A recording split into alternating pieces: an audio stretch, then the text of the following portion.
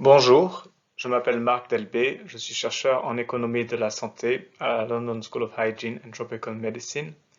Bienvenue à ce séminaire sur le transfert des connaissances pour le volet économique du projet Atlas. Nous vous présentons aujourd'hui les résultats de l'analyse des coûts de la stratégie de mise en œuvre de l'autodépistage du VIH en Côte d'Ivoire, au Sénégal et au Mali.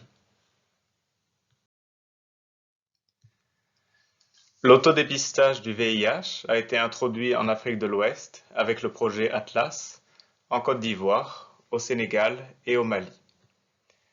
Le modèle de dispensation que nous vous présentons aujourd'hui est celui conduit par les organisations de la société civile, servant les populations clés en stratégie avancée, à savoir les travailleuses du sexe, les hommes qui ont des rapports sexuels avec les hommes, et les usagers de drogue.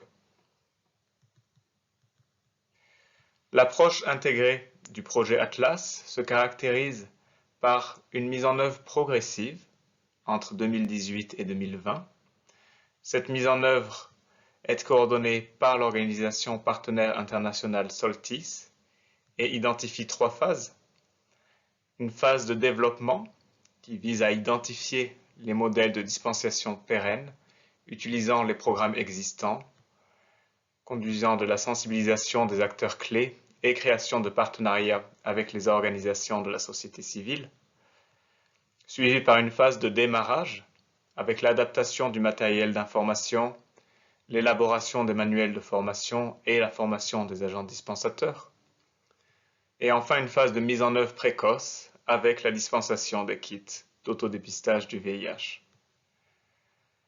La phase de mise en œuvre est suivie par une phase de transition en 2021 avec un retrait partiel de l'ONG Soltis, puis une mise à échelle nationale en 2022-2023 avec un retrait complet de Soltis. L'objectif de l'étude est donc d'estimer les coûts de la stratégie de mise en œuvre de l'autodépistage du VIH par l'analyse observationnelle des coûts sur la période de mise en œuvre en 2018-2020, suivie par une modélisation des coûts à échelle sur la phase de transition en 2021 et la phase de mise à échelle nationale en 2022-2023. En ce qui concerne la méthode adoptée, celle-ci a deux composantes d'analyse. La première consiste en l'analyse des rapports financiers de Soltis et des rapports des organisations de la société civile, ce que l'on appelle top-down costing, capturant l'ensemble des dépenses. La seconde composante de l'analyse est ce que l'on appelle une approche ascendante ou bottom-up costing, qui consiste en la collecte de données de coûts non capturés dans les rapports financiers et des données programmatiques afin d'allouer les coûts par modèle de dispensation. Ces données sont collectées sur les sites de dispensation ainsi qu'au niveau des sièges des organisations de la société civile. Au niveau des sites de dispensation, nous réalisons aussi une étude des temps et mouvements qui consiste en l'observation des agents dispensateurs pour comprendre quel pourcentage de leur temps est alloué à la dispensation des kits afin d'en estimer les coûts de personnel de terrain.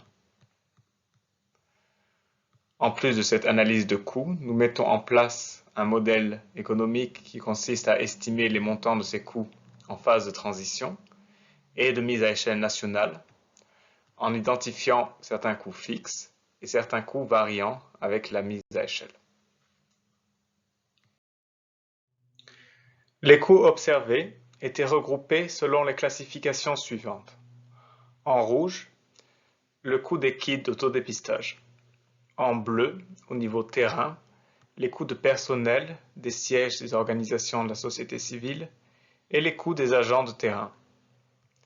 Ensuite, en jaune, les coûts de mise en œuvre qui consistent en la formation des agents dispensateurs ainsi que des activités de sensibilisation conduites par Soltis pour intégrer l'autodépistage dans les stratégies de dépistage classiques des organisations de la société civile. Finalement, en vert, les coûts centraux au niveau de Soltis et de l'équipe de coordination. Donc pour la Côte d'Ivoire, les coûts par kit dispensé ont été estimés entre 13 et 16 $ selon le groupe cible, avec les modèles les moins coûteux pour les travailleuses du sexe et les modèles les plus coûteux pour les usagers de drogue. Au Sénégal, les coûts par kit dispensé étaient estimés entre 17 $ et 143 $ selon le groupe cible, et de manière similaire, les modèles les moins coûteux pour les travailleuses du sexe et les modèles les plus coûteux pour les usagers de drogue. Les volumes de dispensation étant faibles pour les usagers de drogue, le coût unitaire par kit s'en trouve élevé et doivent être interprétés avec prudence. Finalement, au Mali, les coûts observés par kit dispensé étaient de 15 $ pour les travailleuses du sexe et de 27 $ pour les hommes qui ont des rapports sexuels avec les hommes. Nous avons identifié 4 principaux facteurs influençant les coûts observés par kit dispensé. Premièrement, il s'agit du contexte de l'étude, qui est une étude pilote, influençant les volumes cibles à dispenser, ainsi que les prix d'achat des kits. Deuxièmement, il s'agit de l'approche intégrée du projet Atlas, nécessitant certains coûts au niveau central par l'organisation partenaire internationale SOLTIS, avec notamment le rôle de l'équipe de la coordination pour intégrer la stratégie de l'autodépistage dans les stratégies de dépistage classiques des organisations de la société civile.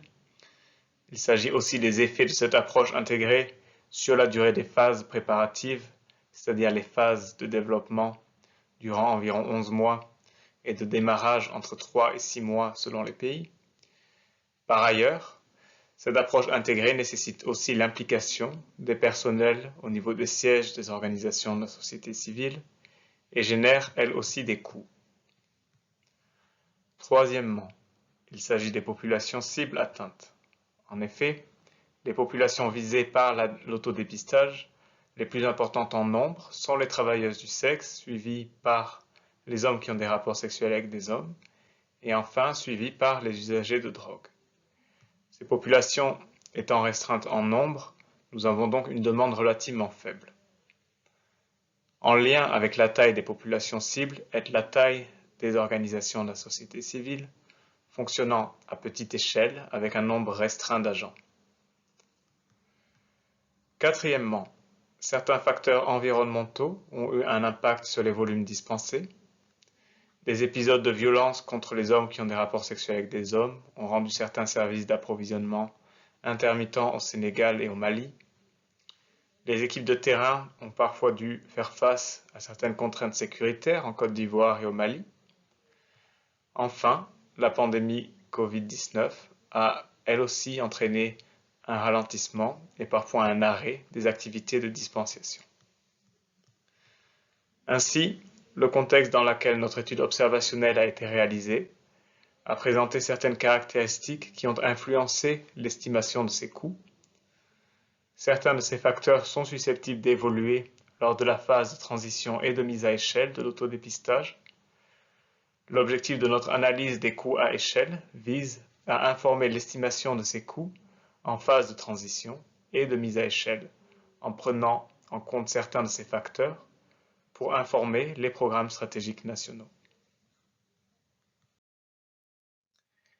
Nous vous présentons ici les coûts de l'étude observationnelle par groupe cible et nous les comparons avec les coûts estimés à échelle en phase de transition en 2021 et lors de la mise à échelle nationale en 2022-2023 en Côte d'Ivoire, au Sénégal et au Mali.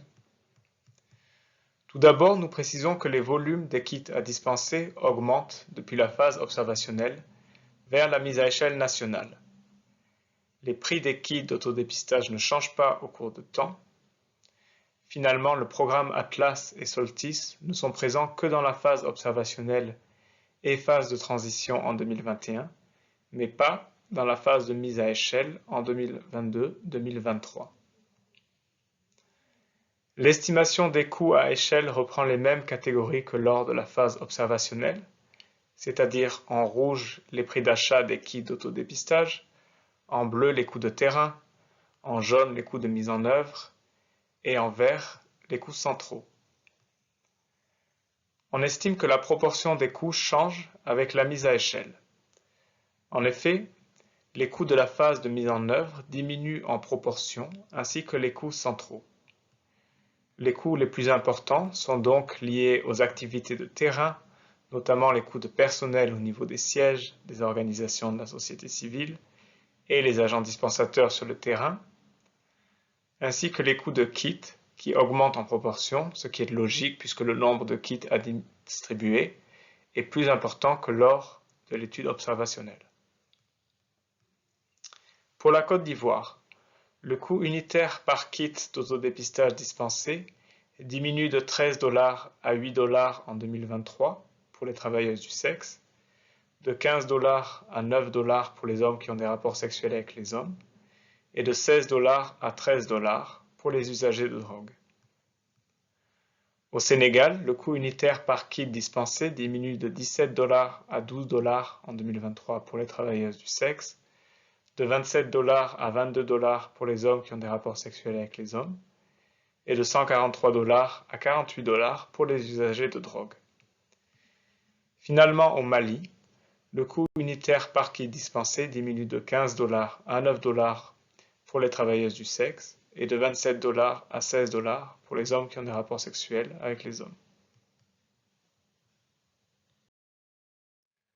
Pour donner un peu de contexte, nous vous présentons les coûts de l'autodépistage du VIH estimés sur d'autres études en Afrique subsaharienne. Il s'agit d'une revue systématique de la littérature qui a été conduite par Ahmed et collègues et qui est en cours de publication. Cette revue nous présente qu'en moyenne, les coûts unitaires par kit d'autodépistage du VIH se situent autour de 13 $. Dans le cadre du projet Atlas, le coût unitaire moyen pondéré sur l'ensemble des groupes cibles et des pays est estimé à 17 $ pendant l'étude observationnelle et à 10 $ lors de la mise à échelle complète. Il y a donc une réduction attendue des coûts de l'autodépistage depuis la phase pilote à la mise à échelle nationale sur l'ensemble des pays. Les principaux facteurs de réduction des coûts correspondent aux économies d'échelle attendues et au retrait de l'organisation partenaire internationale Soltis. Je vous remercie pour votre attention et vous invite à poser vos éventuelles questions. Merci.